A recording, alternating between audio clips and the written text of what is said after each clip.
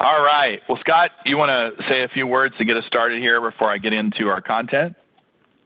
Yes. Let me kind of kick it off. Hey, folks, thank you for joining on this follow-up call to our regional call. I'm fortunate to have Travis lead this call, but I wanted to offer some opening comments.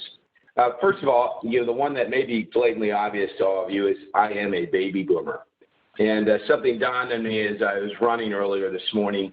And, while I was thinking about being a baby boomer, everyone has talked about, from Ken Dykewald to a lot of the pundits about the age wave. And, of course, the age wave is the number of baby boomers that are retiring and moving forward. But the other age wave that's occurring that some of us may not see as much as perhaps I do from my vantage point is the number of advisors that are getting older. And it's creating tremendous opportunity for the business. So not only is there a tremendous amount of money that's moving forward right now, and it could be passing hands or changing the direction in which it's invested. But there's also a number of advisors that are aging that have, that have decided that they may not have the energy or they may at some point in time want to retire from this business. So to me, we have to figure out how do we seize that opportunity. And this is something where you ask yourself, is time your friend or is time your enemy? Right now, I think time is our enemy. And we need to take advantage of it. So when I was sitting in the session the other day with Travis, and he did an elite growth forum for John Jackson and me, one of the things that dawned on me as he was talking about self-limiting beliefs is, do we have them? And maybe do I have them as an individual, but do we have them as an organization? Do some of them my advisors? And I think we do. I think we have to align and really focus on how do we change and grow as individual practices to get better at attacking and taking advantage of this need. So, I'm very happy to have Travis as one of the coaches that I think can help do that and help us move in the right direction. And while I believe strongly in Travis and his team, I also think there's an opportunity to work with a number of our coaches. So I believe in the concept of coaching. All of them are a little bit different. They all offer a little bit different value proposition. I would like to see 2/3 of my advisors retain the coach because I believe there's an opportunity and I want to find the most efficient way to get there. So that being said, Travis, I really appreciate you taking the time today and working with our advisors.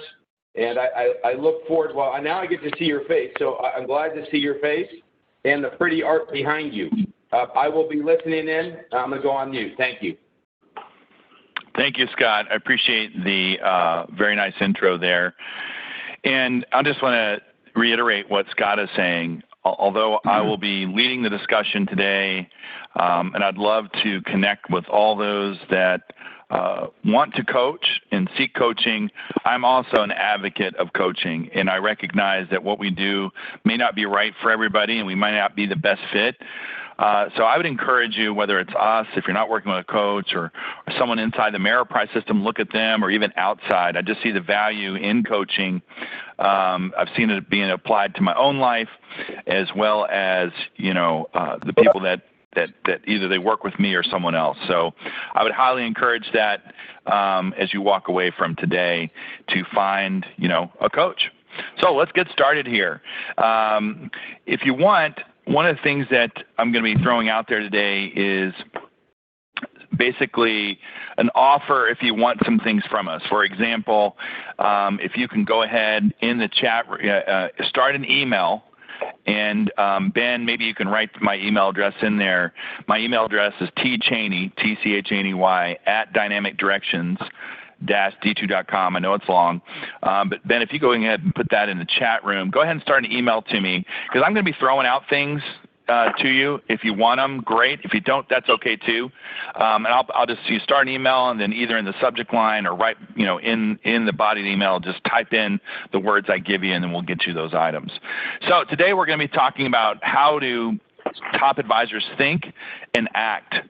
And so I want to jump into this. And I was recently in Boston this week with Scott and John Jackson, and we talked a lot about beliefs.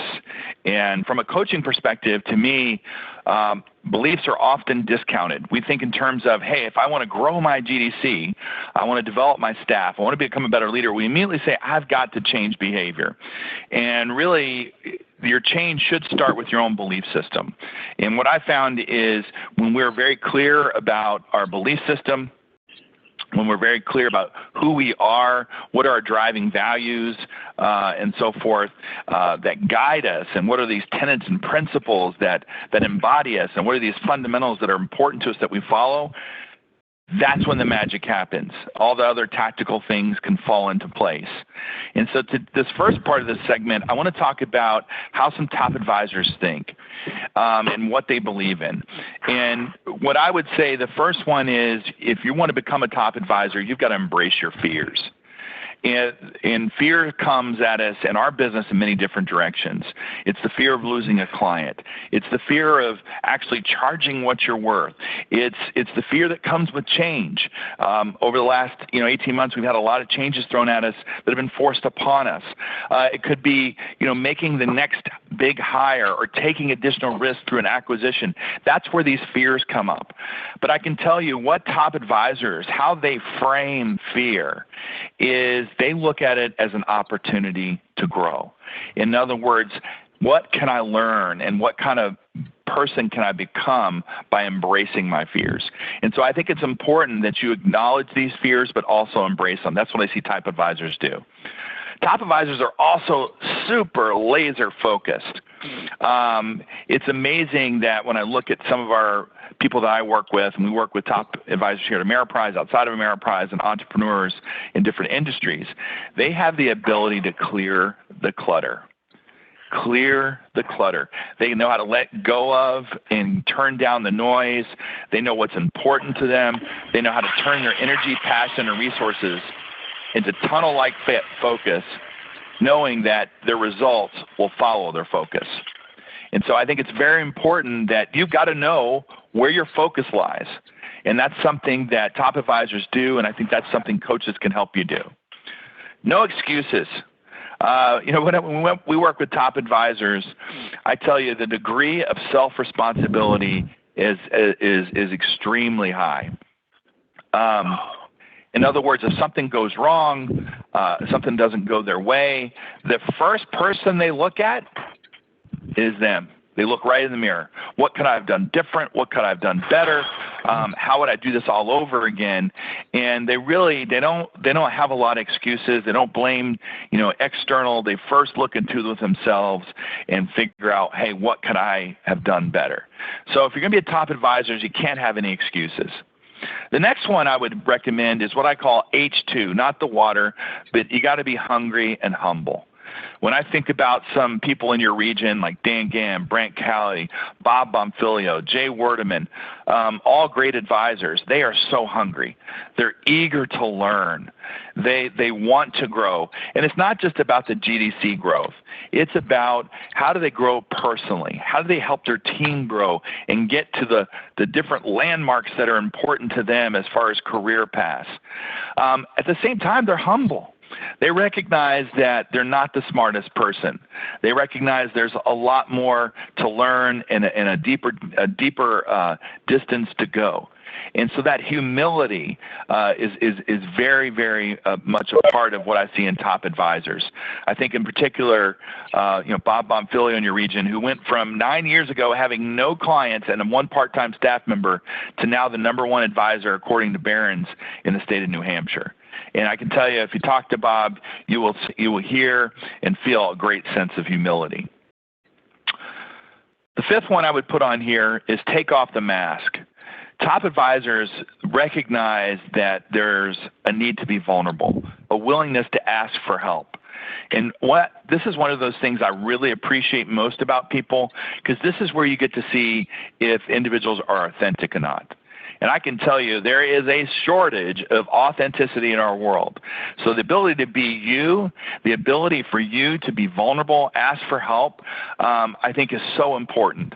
And so as you go throughout your day and you're looking to learn, I think it's important that you take off the mask. The last one I'll go over before we take a short break and maybe ask some questions is top advisors, they know when to ponder and they know when to push, and they have a very good sense of how to balance the two. And what do I mean by that? Ponder, the ability to think strategically, the ability to take a pause, a recess to reassess, to look and reflect in what is going on. Who am I? What direction am I going? Where do I want to be? What's that vision I want to cast? What mission am I on? And then once they have that clarity, it's the ability to push. And what I mean by push is take action, implement, and get results. And I can tell you when it comes to top advisors, I know the ones that we work with, they know that 90% of the time push will beat ponder. In other words, taking action is something they do very well. They reflect, they're not afraid to take a recess and really think through about where they want to go and where they are, but they also know pushing is very important. So I'll take a brief pause there. Any questions about just rules of the game, those 6 things that top advisors inherit? Anybody have a question or a comment about that?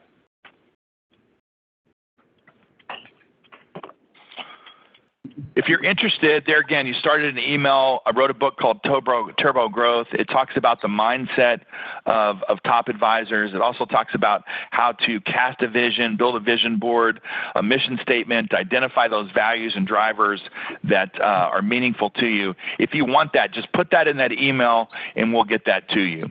So let's talk about 4 things about the mindset, the difference in top advisors. So I just want to talk about some qualities. Now let's talk about 4 things that we've noticed that are very much intricate into the part of being a really top turbo growth advisor. The first one is their ability to process and implement change at a very rapid pace. And so first of all, embracing the change is the willingness to change is the first part, and then going at a rapid pace. And what I mean by that is they can juggle many plates or balls in the air, spin many plates. They have the ability to really get change going, get people behind the change. They're also very good at thinking well on their feet. Meaning that, look, let's face it, life and business doesn't always cooperate with us. And so when we get thrown a curve or we get thrown from our position or on a strategy that we're heading down and something just goes wrong, top advisors, they really know how to adapt and overcome. And they understand the value of flexibility. They manage risk effectively.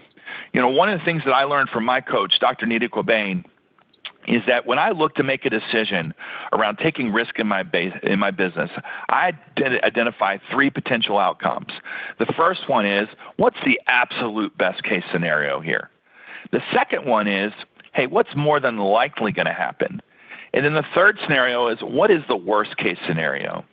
And when I'm making a decision and managing risk or helping an advisor do that, I'm using that decision-making process with those 3 different outcomes based on my goal. So I look at my goal and say, all right, can I live with the worst thing that's going to happen? Is the more than likely scenario going to get me where I'm going to go? And if those 2 things add up, then I'm going to go for it. However, if the more than likely scenario is not going to help me get to my goal, or I can't live with the risk, meaning that worst case scenario, then I walk away. And this is something that I see in high achievers. They really know how to manage and take calculated risk, and so that therefore their decision making is solid. The third one is they know how to effectively leverage resources. This comes down from themselves personally. They know what their strengths are.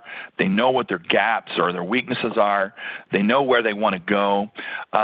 They know that about their team, your team as an advisor. They know what those resources are as it relates to their strengths or gaps and where they want to go. But they also know how to understand the relationship, like here at Ameriprise. How do I effectively leverage a Scott Hirsch or some of his team members or the corporate resources? Let's face it, most of us are giving up anywhere from 10 to 15% of our revenue to Ameriprise. So we've got to learn how to leverage those resources because there's some fantastic ones out there. And so that's what I see high achievers, top advisors. They know how to utilize those resources, whether it's internally with themselves, their team, or vendors, or their broker-dealer. The last one is they make decisions quickly. And why is it they can make decisions quickly? Because they know who they are, they know where they're going, and they know how to get there. And that goes back to understanding, what are those values and tenets and fundamentals that describe you. It's building a culture. What is my belief system around how I operate my business? And so when I think about top advisors across the country, they can say yes and no very effectively because they know who they are and they know why they're going to do it. Viktor Frankl had a great quote: when you know the why, you can endure the how and the what. And that's what we see with people. And when we see people growing and doubling their business in 3 years or less with half the clients, it's because they get a sense of who they are and where they're going. So therefore, all the tactical things, the below the line things, they can really move quickly on. So that's the mindset part of what it is to be a top advisor. Also along the way here, if you want to type in a question, I can address those. Any comments or questions about the mindset part before I move forward? All right, let's talk about some techniques of top advisors. So when I look at in today's world, and Scott, you mentioned this, you talked about the baby boomers and we're getting older. I think that represents a huge opportunity along the lines of acquisitions. I think Ameriprise has recognized that. If you've seen all the resources they've been putting out to the field as far as alignment with companies like Succession Resource Group or Live Oak Bank, they recognize that acquisitions is a big part of what's going to happen in the future. And so I want to highlight one practice just to give you an example of how this can grow. Hey, if you can, go ahead and put yourself on mute there. I heard a couple people in the background. Thank you. But through acquisitions, I want to highlight a case study here, but I'll let you know our firm has been involved with 70 acquisitions just in the last 18 months. And that's from small practice acquisitions, partial, full practice acquisitions. It's mergers that are going to lead to an acquisition, and it's also setting up a succession plan that's going to lead to an acquisition within the next 2 years. So we've seen this across the board. We've seen it happen inside of Ameriprise. We've been blessed to be a part of a lot of the acquisitions that take place with outside firms coming in. So we've got a lot of experience. But there's no one that we work with that has more experience than someone in your own backyard, and that's Bob Bonfiglio. Part of the reason Bob went from 0 clients to #1 in New Hampshire is he and his team had, I think, 14 or 15, I'm not sure, I lose track, acquisitions over the last 9 years. And I'm not going to go through this in great detail. If you're interested in this, I'll send you this case study where Bob profiled 2 of the acquisitions, Advisor A and Advisor B. It gives you some key statistics about what the practices had in GDC, assets and clients, what the price, terms, tax treatment, the preparation, and so forth that he had for those. But the reality of it is Bob and his team have become masterful at acquiring clients. And there's several things to think about when you're going to purchase. One, I haven't ever been in a room when we've asked a question and someone has said no to this question. I said, does anybody here want to acquire a practice? Everyone almost raises their hand. However, I said, are you ready for it? And most people at that point, not all the hands go up. And what we mean by that is, are you ready? So some things you have to do to get ready for this before you even purchase, in my opinion, based on our experience doing this, is you've got to get your own practice in order. You've got to have your infrastructure, your organizational chart in line. You've got to have your systems, your pricing in place. You've got to have something that's just turnkey so that you become attractive to other advisors. Now, I could do 2 webinars just on that part, but I'm giving you a high-level overview. And that's what Bob and his team have been able to do. And it's one of the reasons why they've been able to secure, especially the last 3 or 4 practices they've gotten, is sellers are looking at them and saying, wow, you've got a track record. You know how to do this. And so it's important that you get prepared for this. And there's other things you need to do. You got to look at your financial balance sheet. You got to understand how the financing works and how valuations work. And if you're interested, we've put together an advisor checklist. We have a whole other division called Acquisitions Advisory. So if you're interested in that, put that in the email and we'll send you some checklist on that. But we believe growth through acquisition is a great way to grow, but you got to get prepared for it. And by the way, you just can't rely on people like your RVP, your FVP, and recruiters. They're doing a great job of that. They're serving a lot of advisors, but you have to also be willing to look at this is who do you know in your industry? Who's around the corner? Who are competitors that you're constantly bumping up against that maybe have the same value and interest system? Who at Ameriprise do you know might be looking to sunset that you can establish a relationship? In other words, it's going to require some effort on your part. So I think acquisitions are a great way to grow your practice, but there's a lot of risk. There's a lot of preparation that goes into it. And there again, if you're interested in that checklist, I can send this to you. Also, if you're thinking about selling, one of the interesting things that we've noticed in helping people sell their practice is when they come to us initially ready to sell, we've been able to do some analysis and through our consulting work show them that if they wait maybe 18, 24 months, make a tweak here, make a tweak there, make some modifications, we're able to help them grow their top line over that 18-month period as well as in some cases double the amount of equity that they were able to get. The other thing that we help people decide is, do you want to do a private sale or a public sale? Most of what you see from some of our people here at Ameriprise and outside of Ameriprise, they're doing public sales. They're going to list the practice on their website. They're going to send out notices, and they're going to invite all kinds of buyers from all across the country.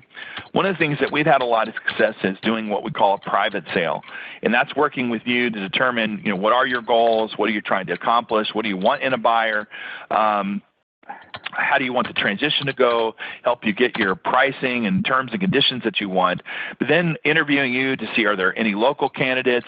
We also have approved buyers, in other words, buyers that we've dealt with who are willing and capable. So this doesn't have to go public. We can actually do a lot of the work for you, go seek out who we think would be the best buyers for you. So there again, if you're interested in selling your practice, let us know. We can send you the checklist and go over that with you. Now, let's talk about organic growth. I'm going to list several things here. And there again, each one of these topics, we could talk about referrals in one webinar. We could talk about the niches are in the riches and how to identify that in my practice and how do I attract more of whatever these niches are, whether it could be a specific industry, an age group, someone from a particular company. We've seen it happen all across the board. Social events. What we found is advisors, when they're doing intimate, so small social events where they're having a lot of fun and they're doing that with the clients that also enjoy that type of activity, we get a lot of traction on that. Social media techniques, don't even have enough time today, but there's a lot of things you can do on social media with your profile and going out there scraping data within LinkedIn and Facebook to get introductions. And professional allowances are another way that we've been able to help, there again, build a passive referral system, whether it's working with a tax accountant, attorney, a mortgage broker, helping you build your own professional alliance group. There's a lot of things out there. If you're interested in that, there again, put that in the email. We'll go through with it. What I want to talk about today is a technique that we've developed over the last 10 years that I learned from my coach is where we really take a target and harvest approach. I used to, when I first started 23 years ago, I had the maybe you can relate to this, the spray and pray marketing, right? I threw a lot of things out there just hoping and praying something would work. What I've noticed is when we work with more mature practices, what we're really trying to do is help you duplicate those A-level top shelf clients. And one of the things that we've been able to do is help you define who they are, not only those clients, but who are your best referral sources, who are those whale prospects and prospects, in other words, you want to know and go after, and who are those advocates. And so we got to get that list together. And then once we have that list, of course, the reasons why we want this list and what we're trying to do is we're going to create more visibility and credibility for your business. We're going to focus on target and harvest, not spray and pray, just like I said. And then what are we going to do? Well, what we help you do is then send an item of value. In other words, if you want to get people's attention, we have to send them things of value. Articles may be relevant to who they are if you know who they are. Don't just send some random article. Or if you're going to send a random article, make sure it's more universal. Maybe some small gifts, some white papers that are very specific to what you know about them. So you've got to get really myopic. You also got to know this top 100 list because that'll help guide you on what to send them. And then we got to follow up. we got to ask these individuals to lunch or maybe breakfast or have events that are on the books. We're going to bring these people, or maybe just do something specific with them, a dining event. But we've got to be able to follow up with these people. We just can't rely on the gifts. But those gifts and those touches become conversation points that allow people a different way to look at you, a different way to communicate with you. So what happens when we put this into place? And we have several advisors that have great success with this every year. You duplicate your best clients. You deepen your relationship with your existing clients. You obtain more advocates. You convert prospects to clients. So that top 100 list becomes an excellent way for you, there again, to target and harvest. Think outside of just duplicating your clients, but marketing to your alliances, potential alliances, and then those prospects that you know who are in your community that you really want to go after. So I'm going to stop right there. I want to play Stump the Band here if we can. I'd love to open it up for questions. Any question is relevant related to how can we become a top advisor, at least mindset-wise, or any of the techniques that we've got going on there. Let's see if I might be able to help you over here in this next 5 minutes. So who's got a question they want to throw out?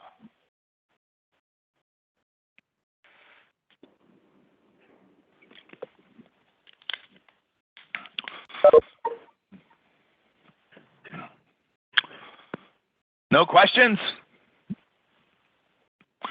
All right. Well, listen, folks. I appreciate everybody being on our webinar today. We talked about mindset, the beliefs behind a top advisor. We talked about the techniques. We highlighted 2 specifically with acquisitions and building a top 100. I've given you some things that you can put in your email, a copy of my book, Turbo Growth. Also, if you want a workbook on referrals, we've got that, so you can put that in there. We also have that top shelf client exercise, which is a couple things for you to help figure out who needs to be on that list, and then a chart to help you build a timeline on what to send. So if you're interested in that, go ahead and put that in the email. Just put top 100 list. I'm also going to throw out a book by my partner here, John Randall, who can be with us today, all about marketing. John's had a lot of success in teaching advisors that. So if you want to put just John Randall in your email, I'll send you his book. And lastly, if you're interested in a complimentary consultation, we'd love to sit down with you. And what we can do there is Jenny from my team, if you want that, just put consultation in the email. She'll follow up and set up 30 minutes. Really just in that first 30 minutes, we're going to hear from you, why you might have an interest in coaching, how you think we might be able to help us. We can go over what's called our due diligence process, which is, I would explain to you what goes on the next 2 steps, the assessment you would need to complete, the reports that we'd have. And by the way, normally we charge $500 for that due diligence process. If you're part of today's webinar, we're going to waive that. And you would see as you go through that, we don't even keep the $500. We donate that to charity. We just want to let people know there is a value in going through and meeting with us in depth for a couple hours about your practice and to help you figure out what items are most important in your practice. And the assessment is about 13 pages long. It brings up a lot of awareness and things that you could work on in your practice. So there again, I appreciate everybody being on today. Thank you, Scott, for your warm introduction and putting this on as a follow-up from our webinar last week. Of course, if you have any questions at all, feel free to reach out. My email address is in the chat box right there, Travis Chaney at dynamicdirections-d2.com. And we look forward to hearing from you and interacting with you in the future. Make it a bullish day. Thank you.